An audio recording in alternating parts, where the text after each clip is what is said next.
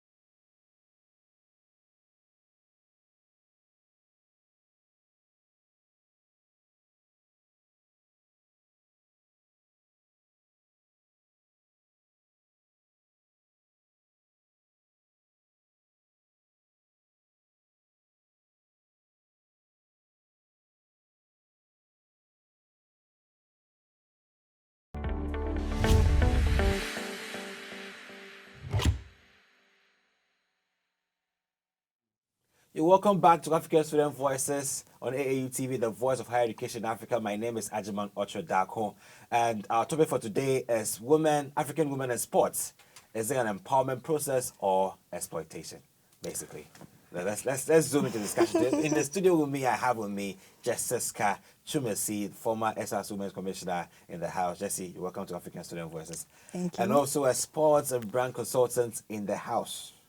He's Clenard, Bawa, Adayina. You're welcome to African Student Voices. Thank you. Great. So I'll start with you, Jessie. What have you been up to lately with yourself and sports? Oh, okay. So, as you said, it was Thomas Babington who taught us that men are never so likely to answer questions rightly as when they discuss it freely. So, for this reason, I would say I'm as pleased as sponge to be part of this wonderful, beautiful discussion. Great. As you said, my name is Jesisca Twumasi, immediate past Women's Commissioner for University of Ghana, Accra City Campus. Sure. As a lover of sports, I did not only captain St. Louis Senior High School hockey team, but I also played hockey for University of Ghana, Mensa Saba Hall.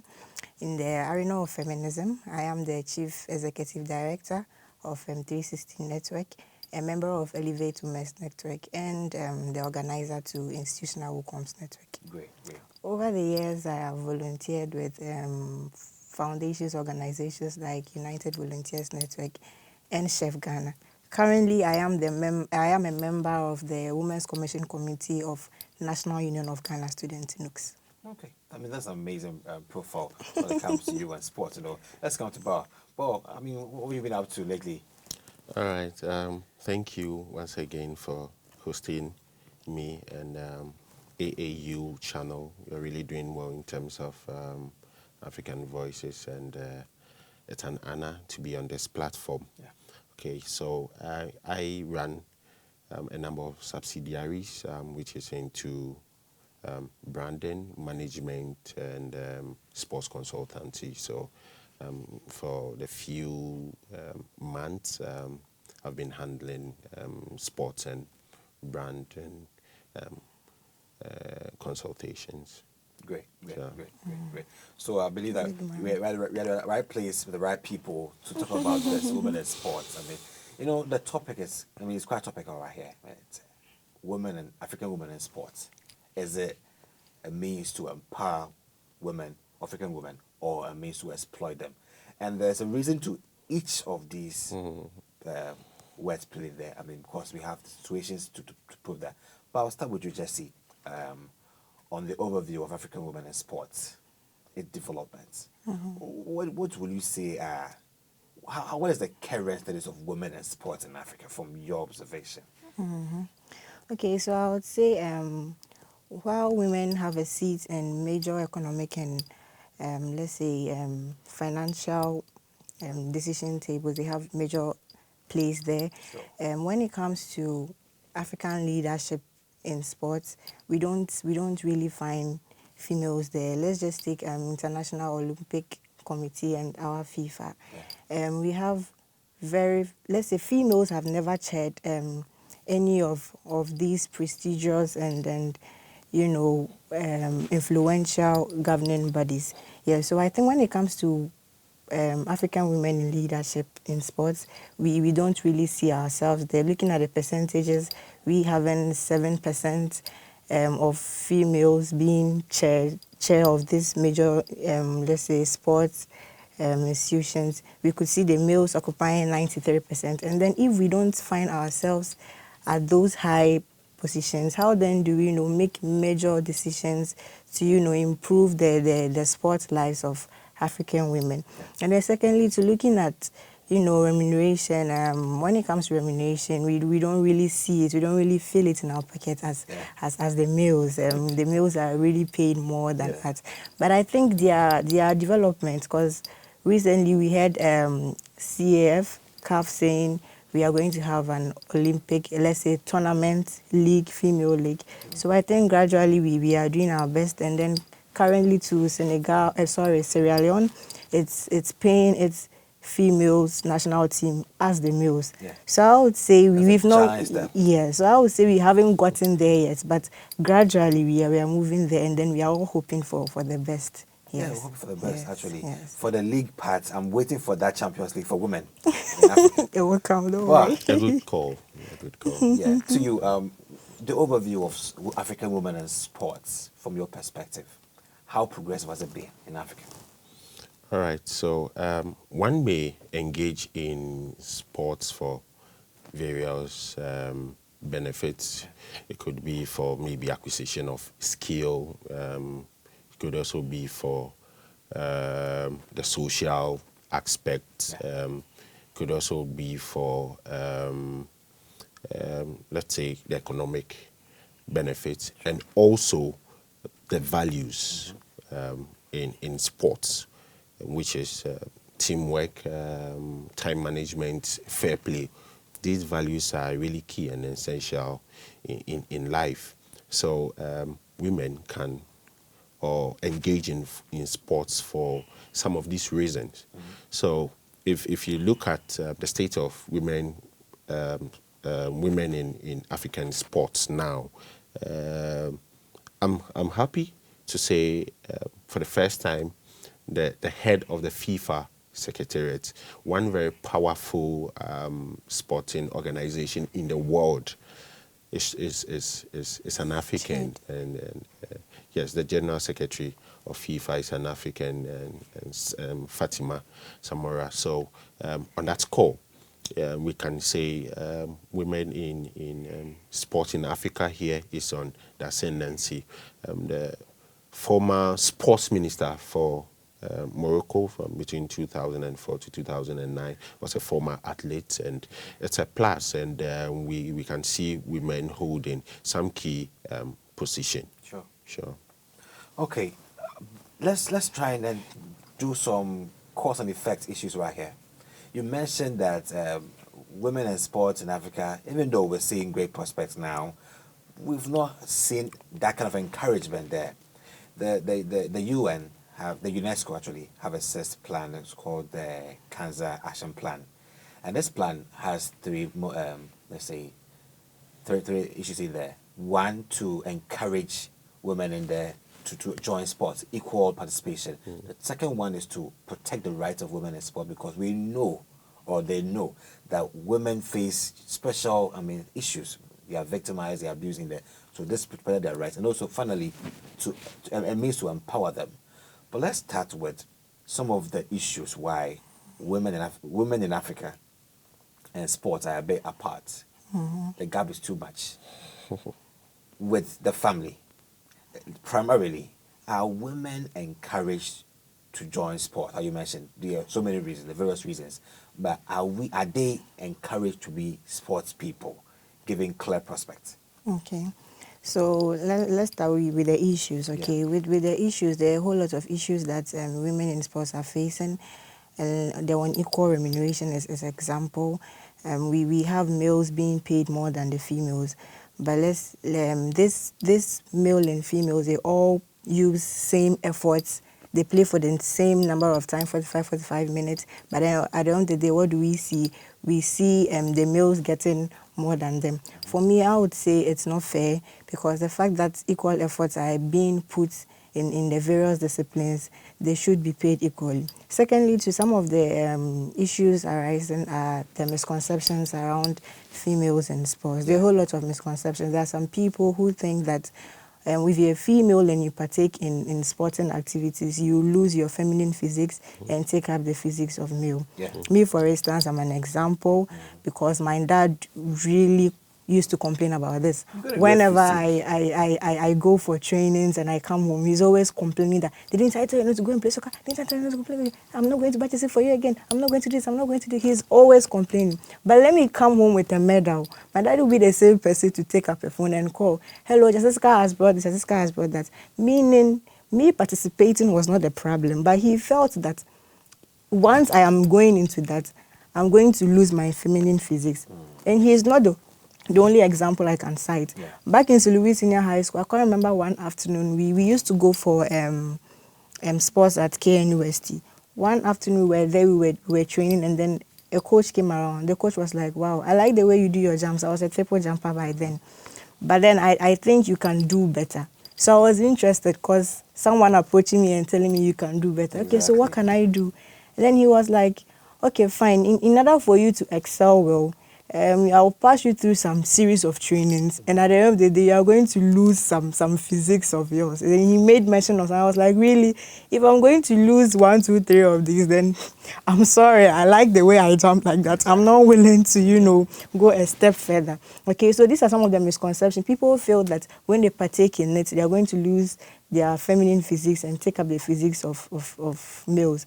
And also to some people also feel that, some people say that when you partake in sports, you are going to, a female in particular, you are going to lose your virginity or something. There are a whole lot of misconceptions. And then for that, with even the little science I have learned, I know that that is not true. Because in female, I know we have this hymens, and then this hymens varies in females. Others one are thick, others one are thin.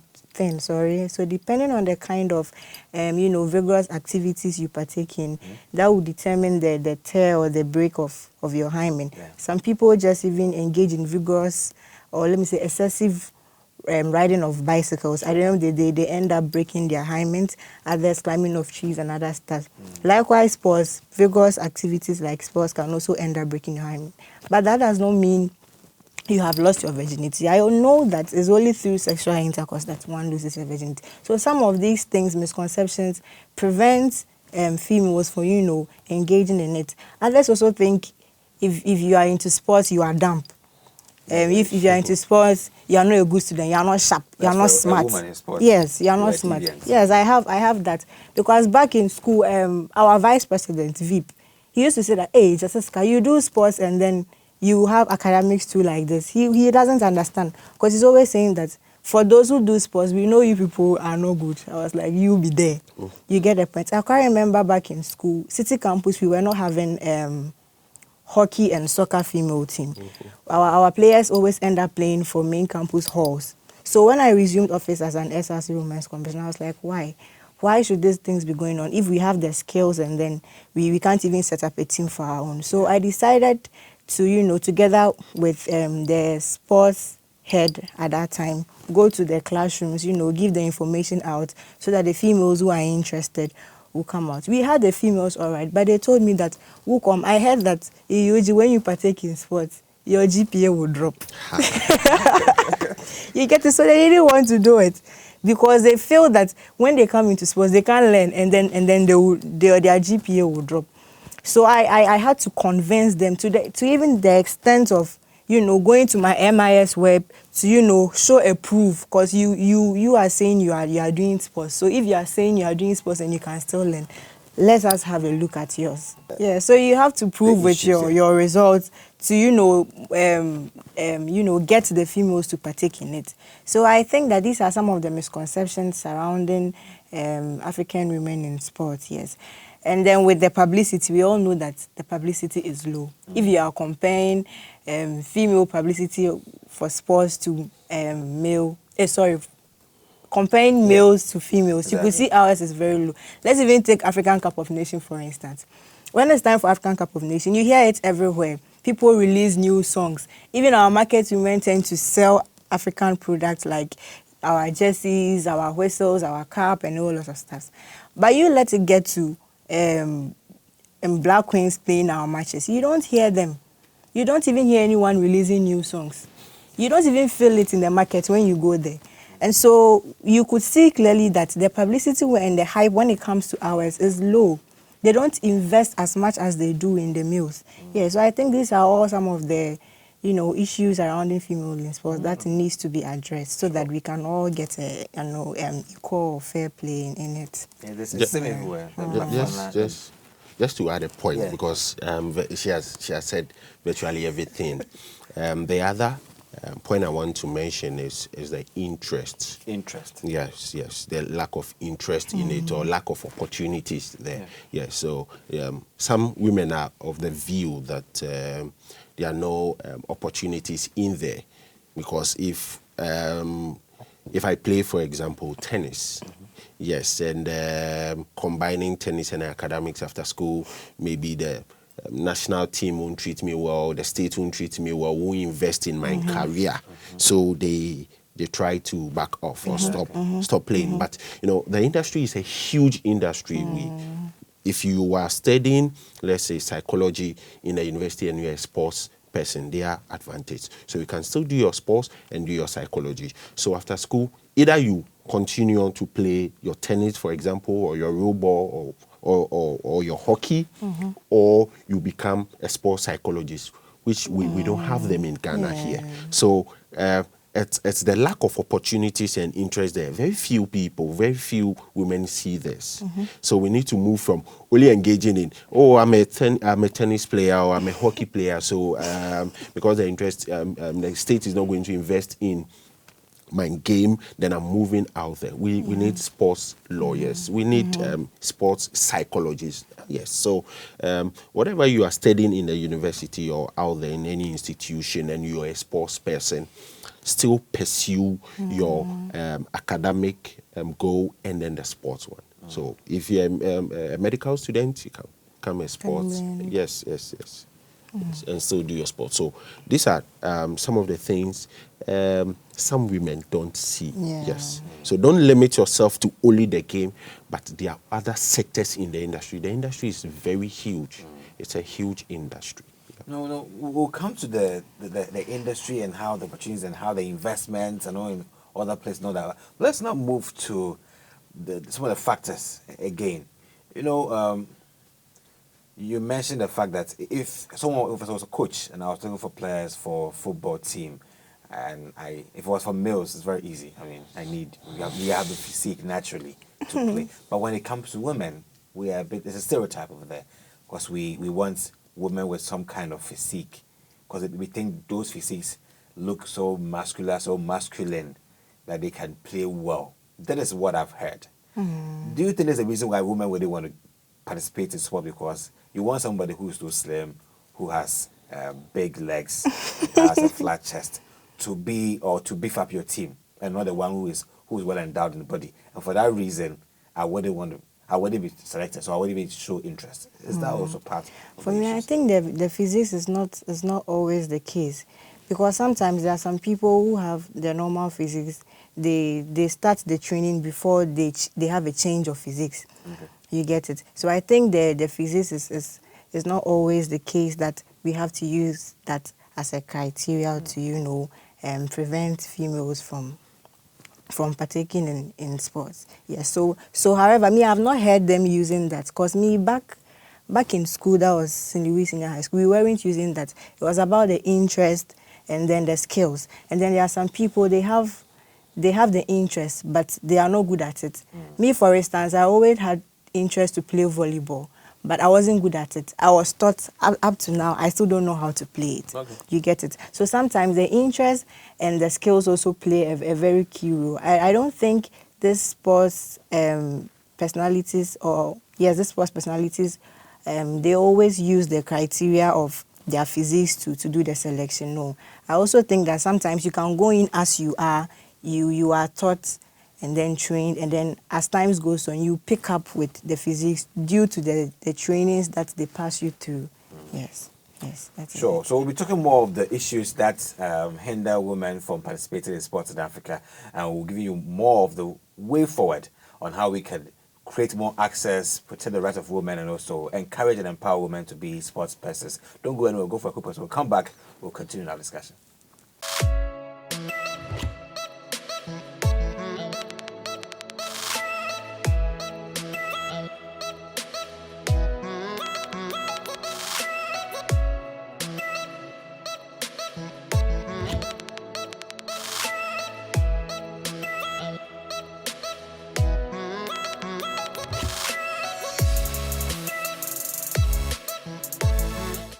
So hello and welcome back to African Student Voices on AAU TV, the voice of higher education in Africa. If you just joined us, we're discussing women and African women in sports and their participation. Is it an empowerment process or an exploitation? And we're talking about the issues that hinder women from participating in sports, and some of which were the publicity, promotion, and we're now talking about the family structure and the African tradition on gender. How has it been? Has it been fair for women with the African tradition and gender? Because we know women are especially trained to be good housewives and not to be sports career women. So if you start being a sports woman, it means that you don't want men to chase you, or you don't want to get married. Perhaps you want to be this stiff-necked woman who wants, this kind of, so it prevents you from getting involved. How do you find these things, and how fair are they, the systems, the African culture, and women in sports? Okay, so for me, I think that those systems are no more, because it was first that we used to say females are to be at the kitchen, and I think a lot has changed. Taking our education system, for instance, now we see females having the right to education, aspiring for higher positions and other stuff. So I think that should be the same case when it comes to sports.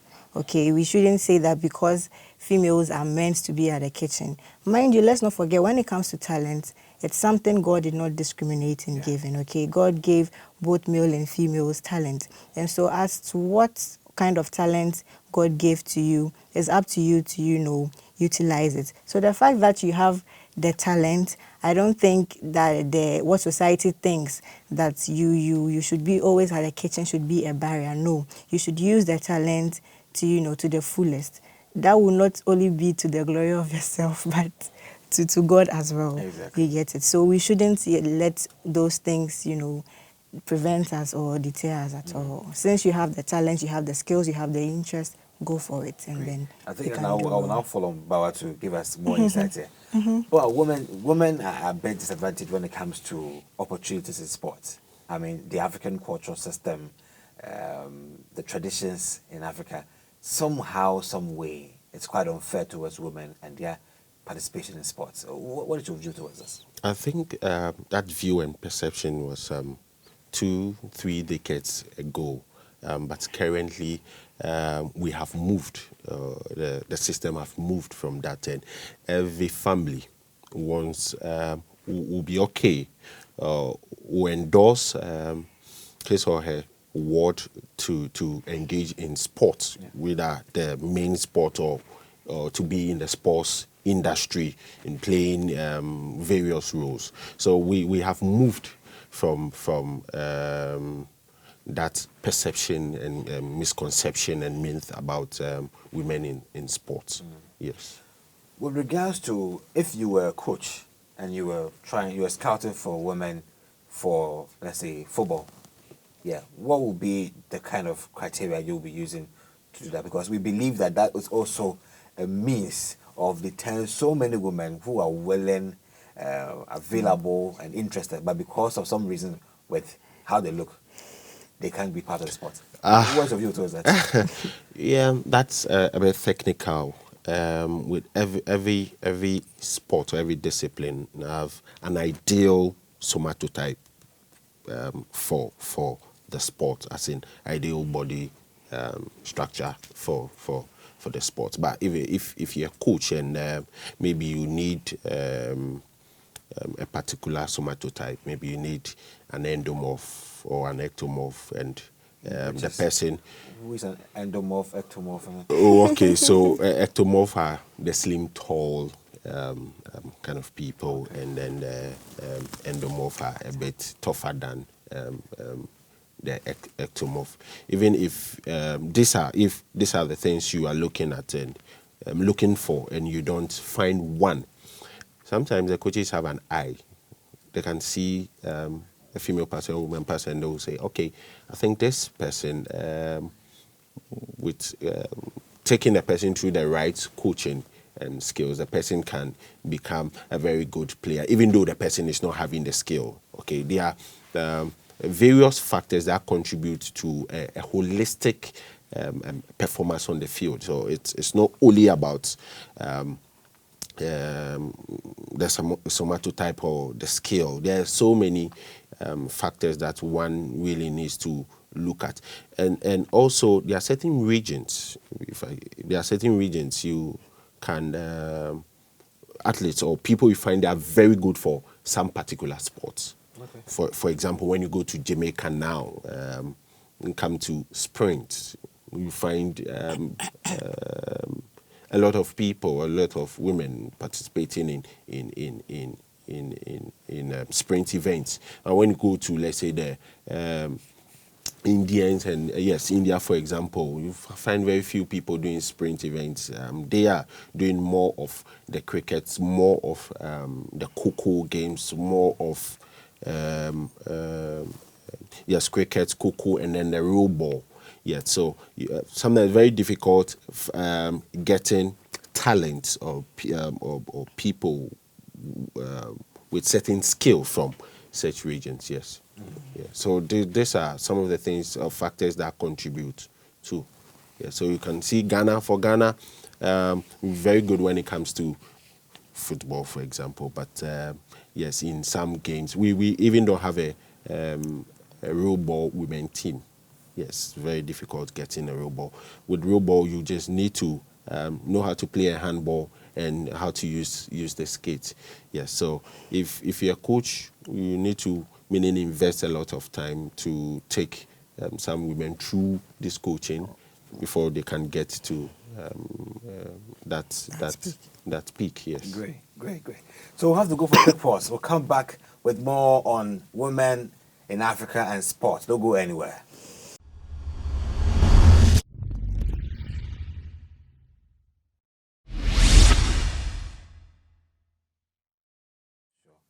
All right, so now let's come back to the issue of publicity, remuneration, and abuse and harassment.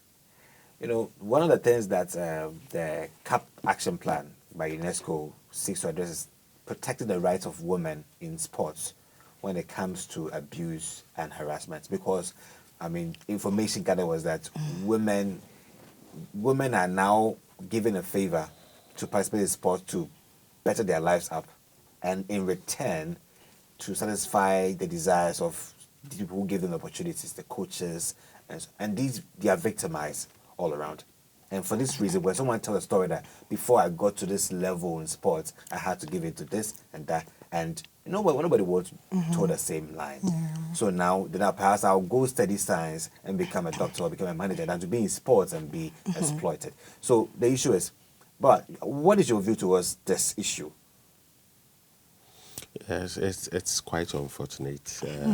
Yes, really unfortunate. But I think if a research can be done and out of it we can have a policy and also an independent group that will be advocating and fighting some of these vices that ladies or women are exposed to in sports, because it's one thing that we shouldn't encourage, one thing which doesn't help, because it pushes people away from engaging in sports. And we don't know, maybe there was maybe a Serena Williams or Naomi Osaka who is being pushed away out of some of these vices. So it's something that we shouldn't encourage. So this is where maybe our dear sisters group should be advocating. They should try. So my issue is when they are able to identify that these are their causes,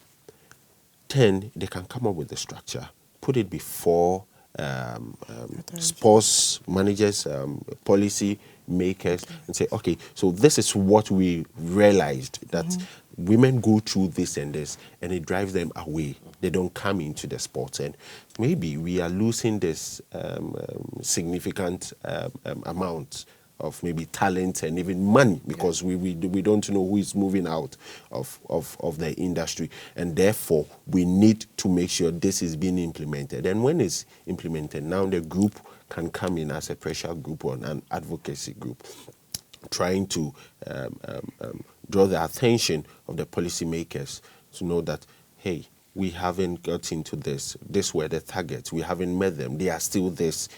Women are still going through these vices, so we need to quickly work on it. And with that, we can move away from the vices that women go through when they decide to partake or get involved in the sports industry. Considering the role of higher education, because we can't take higher education out of this, because this is where we churn students out. What do you think that we can do in terms of protecting, creating more access, and also empowering women in sports in Africa? What aspects or what piece can higher education in Africa contribute to women's participation in sports?